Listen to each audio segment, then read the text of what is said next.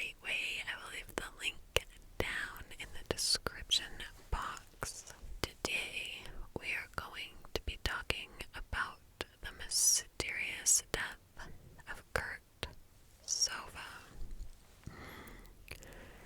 Kenneth and Dorothy Sova lived in Cleveland, Ohio, where they had raised their 4 boys, Ken, Keith, Kevin, and their youngest son, Kurt, who was 17 years old and a junior in high school when our story begins on October 23rd, 1980. That October day was a Friday, and it started off as any normal day for the Sova family. Kurt wakes up, he gets ready for the day, eats, and then heads off to school. Kurt is your typical busy teenager. He played sports and he had lots of friends. So when he didn't return home right after school, his parents didn't really think anything of it. But then he's not home for dinner, and this is when his parents kind of start growing concerned. He's usually pretty good at keeping his parents informed, and just not hearing from him for this long is a bit of a red flag. As the sun sets, Dorothy is worried enough to go out and begin looking for Kurt. She stops by some neighbors' houses, some of Kurt's friends' homes, to see if anyone has seen him, but no one has. Dorothy is worried sick as she walks home, having not found any information as to where her son might be. And the next morning, there's still no sign of Kurt. She would later tell the media, quote, "It was not like him to be gone overnight. It was not like him to stay out after 10, 10:30, 11 at the latest, and that was only when we knew where he was. On this night, he never came home," end quote. Dorothy ends up gathering a group of friends and family members to help search for Kurt that next morning. They searched ravines, the schoolyards, and even dumpsters looking for him. They were making missing persons posters and going door to door, kind of canvassing the neighborhood. Dorothy ends up finding out that Kurt had been at this Halloween party the night before with his friend Sam Carroll. Sam tells them that they went to this party at a home where some college-aged kids lived.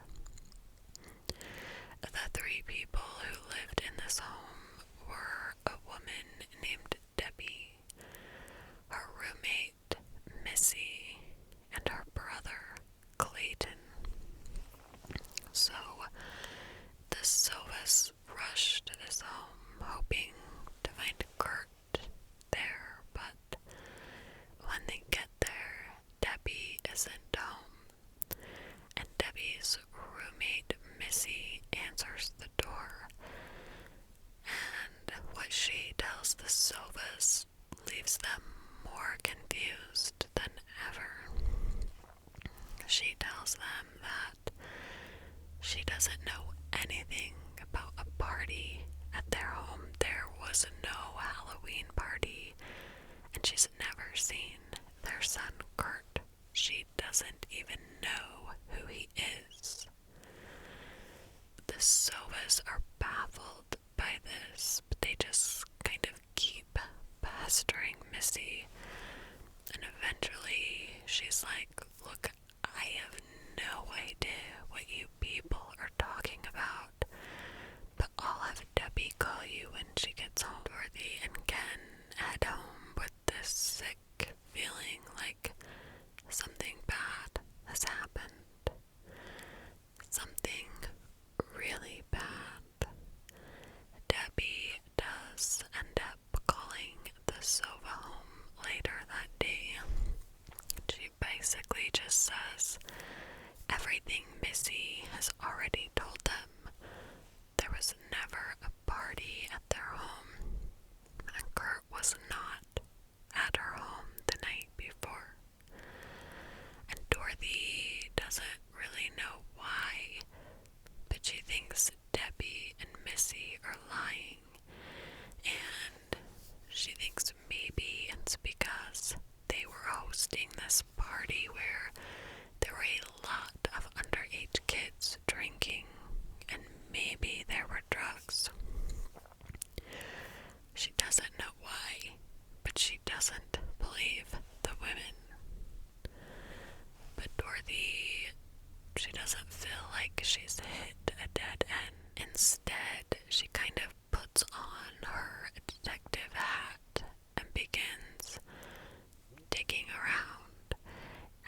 She's interested in this house. What kinds of things go on at this house?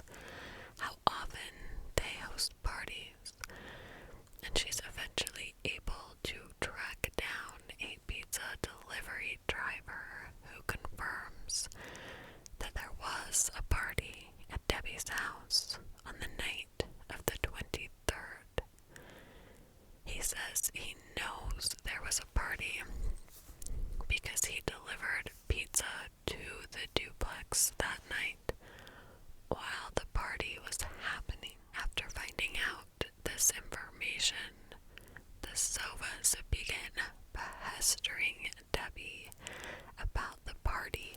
They keep going to her house like they are just relentlessly asking questions, looking around, and during one of these visits, they see their son's jacket inside the living room of the home. This tactic, this almost stalking tactic that the Sovas used, does end up working because Debbie ends up admitting that there had been a party at her home, and Kurt had been there. And I think she admits this while they're pointing out that their son's jacket is inside her home. But she says, look, Kurt left, and I have no idea what happened to him after that. And this is all happening within 2 days of Kurt going missing. So he goes missing Friday night, and by Sunday night, Debbie has admitted to the Sovas there was a party, but she doesn't know what happened to Kurt. So, at this point, their son has been missing for 2 days, and the Sovas decide to go to the police to get help in tracking him down. Kurt was officially reported as a missing person, and police began investigating right away. They also conducted a search, but they really had no answers as to where Kurt might be. Then, on Wednesday morning, a call would come in to the Sova home, and Dorothy answers it, and it's Debbie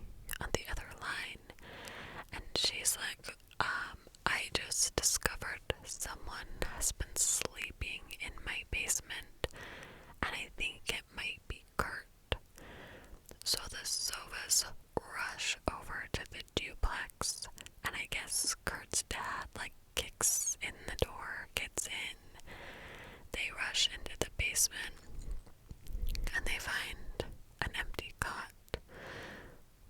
Now, Kurt's not in there, but I guess it does look as though someone had been sleeping in this cot recently. Discouraged, the Sovas leave the duplex. They're super confused by this new turn of events.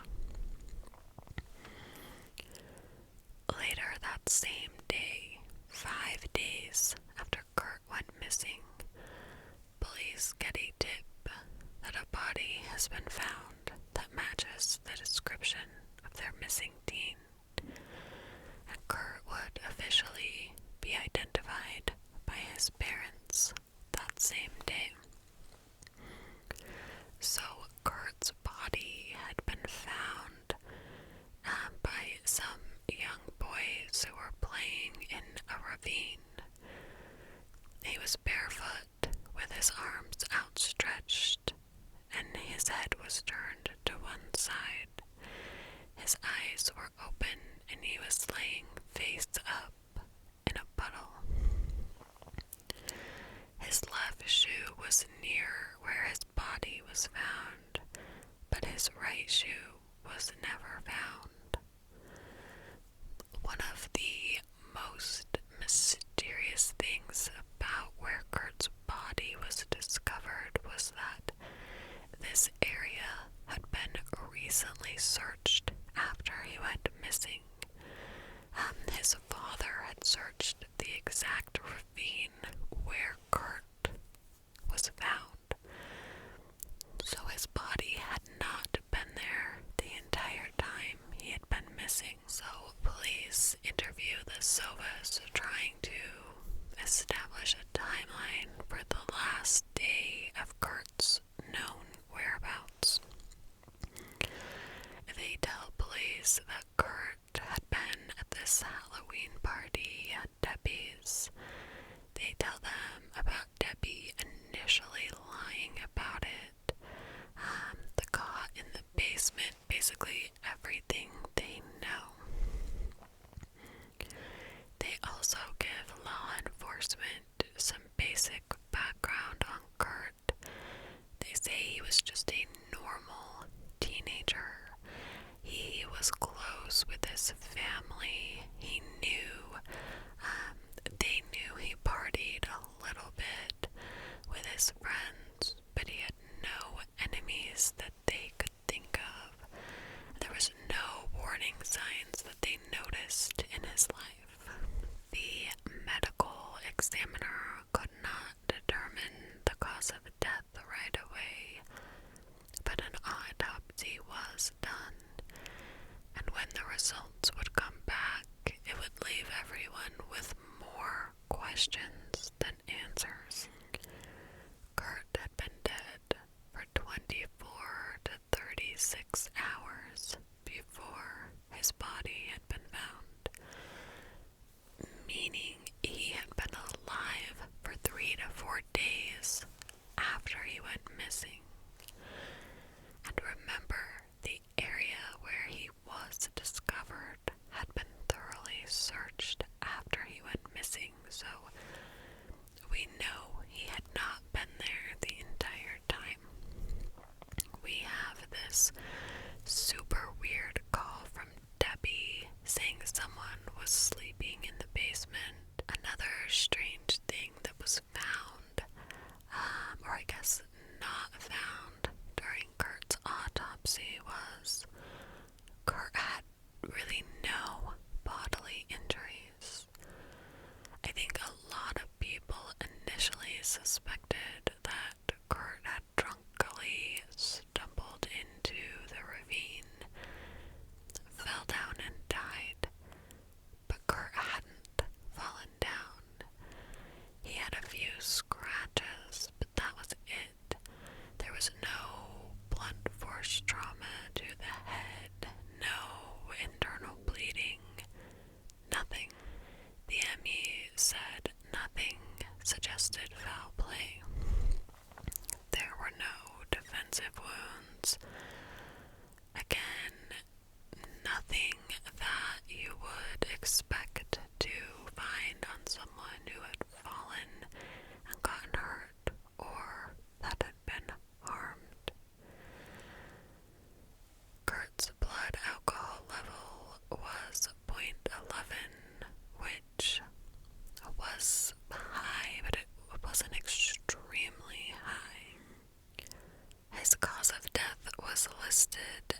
as instantaneous psychological death, and it was ruled an accident. So basically, they don't know how he died. So we have a lot of mysterious evidence adding up. Police began interviewing Kurt's friends, and they were told that Kurt didn't just party sometimes with his friends like his parents had alluded. He actually partied hard. He was skipping school, and in fact, the day he went missing, he skipped school. He kind of went and loitered around this liquor store until he could get someone to buy him some alcohol, and he asked to have them buy Everclear, which is 100 proof alcohol. It's super powerful. So he gets his liquor and he spends the day just kind of sipping it by himself. And eventually he met up with friends and went to the party at Debbie's. Kurt was still drinking Everclear when he arrived at the party, but around 9:30 he had had too much. He was knocking stuff over inside the house, and then he began throwing up. So his friend Sam takes him outside so he could get some air. But I guess it was pretty cold outside, and both Sam and Kurt were just wearing t-shirts. So Sam goes into the house to grab their jackets. Now remember, Kurt's jacket was found inside Debbie's home. But when he comes back out, Kurt is just gone. Sam would later tell police that he did look for Kurt. He looked around for about 20 minutes, but eventually he just gives up and goes back inside. He figured Kurt had gone home, and he also assumed that someone in a car had given him a ride home, considering how quickly he had disappeared. No one would ever be able to piece together how Kurt got from the party to the ravine where he was found, and where he had been those days when he was missing but still alive. His family was frustrated with police because they really had no answers to give the family. There wasn't anyone involved in this case who police felt were responsible for Kurt's death, and at this point it's being ruled an accident. There is a detective assigned to Kurt's case, but Dorothy Sova wants answers. She wants them now. So she begins investigating. So she goes to Kurt's friends and she begins questioning them. While talking to one of Kurt's friends named David, she finds out that David thinks he saw Kurt after he went missing. David was driving around the neighborhood about 3 days after Kurt went missing, and he saw Kurt on the side of the road with someone he didn't know. So David, who at this point is not aware that Kurt's missing, pulls over, and he's gonna ask Kurt for a ride, but at the same time he kind of pulls over, a van pulls off to the side, and Kurt yells, "Franco," and jumps into the van. Now, no one knows who this Franco is. According to Kurt's friends and family, he didn't know a Franco. Police were never able to determine if this was even Kurt, and if this happened. Dorothy is actively investigating her son's murder, or what she thinks. Now Dorothy has been actively trying to find answers since the day Kurt went missing.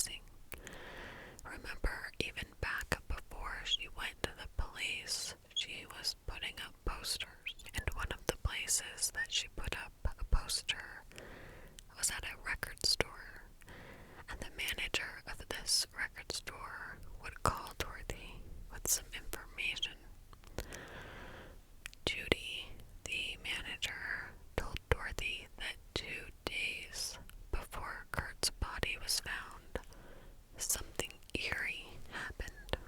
Judy said a homeless man had been loitering around her store and he saw Kurt's poster in the window. He pointed to it and told her that Kurt was going to be found dead in 2 days, and no one would know what had happened to him. The next day, on October 27th, the same man left Judy some flowers with a note that said, quote, "Roses are red, the sky is blue. They found him dead, and they'll find you too." End quote. So Judy is freaked out. She called police, and they sent someone to talk to this guy who was loitering around the record store. But there was no evidence that he was involved, so they let him go. And then the next day was when Kurt's body was found, just like this man had predicted. So police go back to this man. They go back to try to find him, but they never were ever again able to locate him. The lead goes cold. The homeless man is gone, and Kurt's case is cold too. People kind of start to accept that Kurt's death was an accident, and they kind of stop thinking about him until a 13-year-old boy named Eugene Vett also dies. Eugene and Kurt knew each other, and their deaths were eerily similar. Eugene's body was found a few miles from where Kurt was found, in a ravine. He had also been missing for a few days before he was found, just like Kurt. Eugene was also missing his right shoe. Police would announce that Eugene had fallen into the ravine where his body was found, and his death had been accidental. But there were still a lot of questions. Eugene's case was alarming to the Sovas, but his death didn't help answer any questions about their son. A year went by, and there was no new evidence on Kurt's case. And then, in 1982, Dorothy had this strange encounter. A woman named Angeline stops Dorothy on the street and tells her that she had saw 2 men dragging an unconscious teenage boy down an alley right before Halloween in 1980. She said she remembers the boy was missing his right shoe. At the time, she thought it was just like some drunk teenagers, and she didn't make the connection to Kurt right away. But one day, she's watching the news, and a story comes on about Kurt, and this is when she makes the connection. So she turns to her husband, and she's like, "Oh my gosh."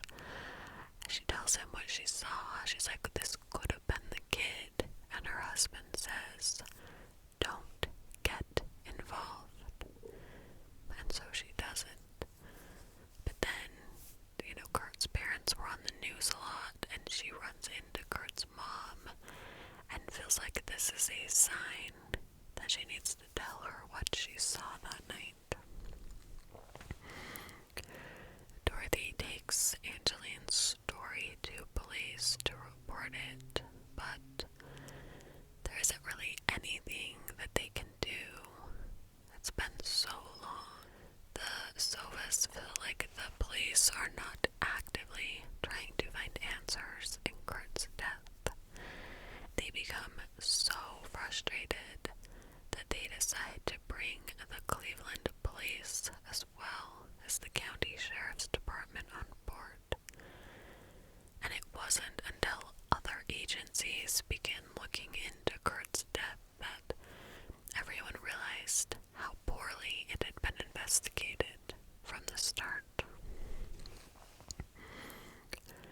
The detective in charge of Kurt's death would later be kicked off the police force in 1990, and then he was convicted of 76 drug trafficking charges.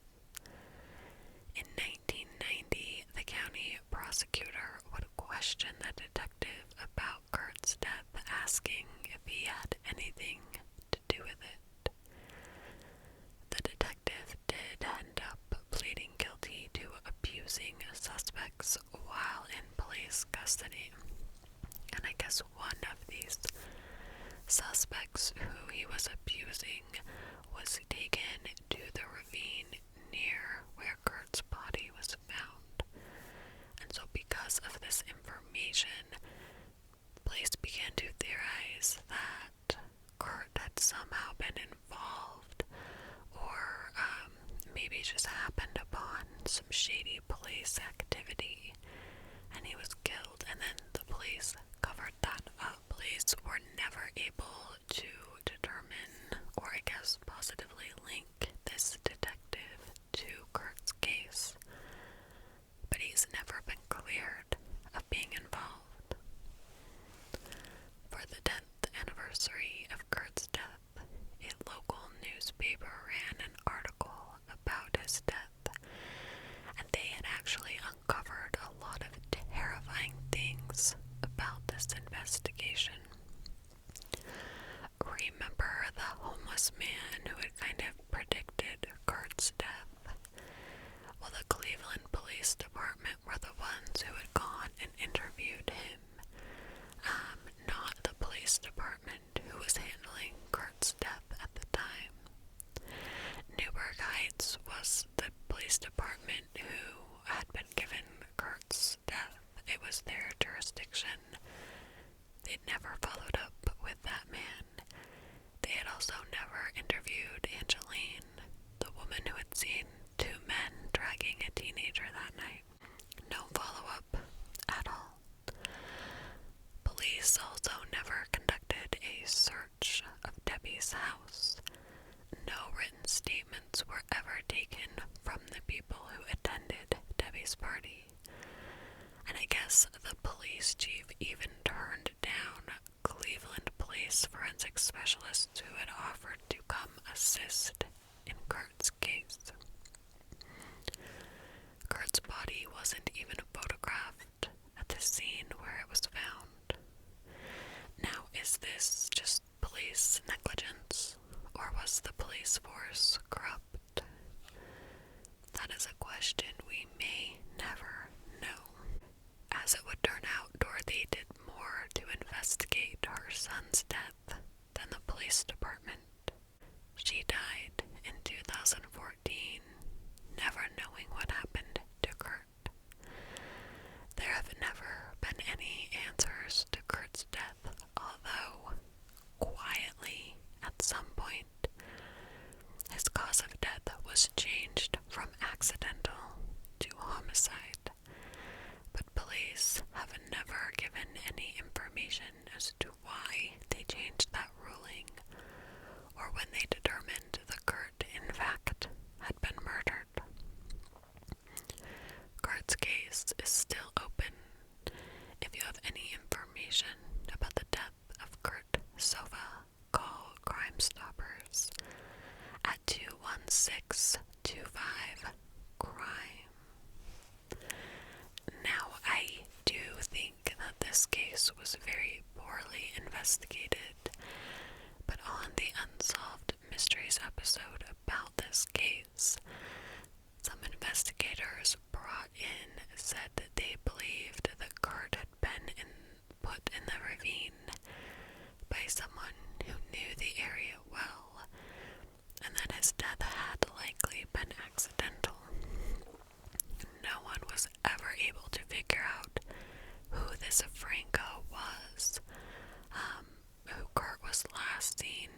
possibly last seen climbing into his van. It's tragic that not only did both of Kurt's parents die without ever knowing what happened to their son, two of his brothers have also since passed away, and the only surviving member of the Sova family is Kurt's brother, Kevin. Now, one theory I did come across while researching this case, and this is a theory that I think is probably likely, makes the most sense to me, is that Kurt died of alcohol poisoning. Okay, so let's say Kurt, who had been drinking Everclear all day, passes out. He's at a party, and at first everyone just thinks he drank too much, he needs to sleep it off. But drinking too much passing out isn't the worst thing that can happen to you when you drink too much. Drinking too much can affect your breathing, your heart rate, your body temperature, and it can lead to a coma. So this theory says that Kurt ended up in a coma, and the people who threw the party tried to cover it up. At first, they just put Kurt in a cot down in the basement, hoping he would sleep it off, not realizing he was in trouble. But then Kurt dies, and by the time he dies, his body has been able to metabolize most of the alcohol in his system, which is why when his body was found, he didn't have an extremely high level of alcohol in his system. But once Debbie and Clayton, whoever else was involved in throwing this party, realizes he's dead, they take his body and dump it in the ravine, the same ravine that Kurt's father had searched days earlier looking for his son. Now, this theory does make the most sense to me unless you think about the van and this Franco guy. But we don't know for sure that it was Kurt who was seen getting into that van. If it was, then the alcohol poisoning theory doesn't make a lot of sense. Anyway, I think that makes the most sense to me, knowing what we know of Kurt, and of course, I don't know him, but it doesn't seem like he would be the kind of guy who would go to a party, get drunk, pass out, wake up, and not go home and check in with his family and just kind of hang out for a few more days before he eventually ends up dead. The alcohol poisoning theory makes sense because that can explain where he was during the time when he was missing but not dead. He was in a cot in the basement of Debbie's apartment, trying to sleep it off. Anyway, thank you guys so much for joining me. Please let me know what you think about this case. I just quickly want to cite my sources. I got information from a Medium.com article by Jean Campbell titled "The Unsolved Murder of Teen Kurt Sova," a WKYC article by Jessica Knoll titled "Mystery in the Ravine: What Happened to Kurt Sova 40 Years Ago in Newburgh Heights," a Cleveland.com article titled "Kurt Sova's Mysterious 1981 Death in Newburgh Heights" by Kaylee Remington, and an AP News article titled "Police Reopen Investigation, Cold Case in 1981 Death in Ohio." Thank you guys so much for joining me. I'll see you next time.